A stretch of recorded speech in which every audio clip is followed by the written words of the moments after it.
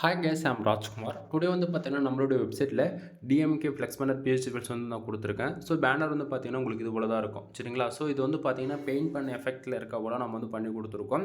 So ரொம்பவே க்ரியேட்டிவாக and எஃபெக்டிவாக இருக்கும் சரிங்களா. ஸோ உங்களுக்கு இது போல் பிஹெச்டி ஃபில்ஸ் வேணும் அப்படின்னா ஸோ நீங்கள் நம்மளோட வெப்சைட் வந்து செக் பண்ணி நீங்கள் ஃபைல் டவுன் பண்ணிக்கலாம். நம்மளோட வெப்சைட் kumaran.network.com ஓகேங்களா.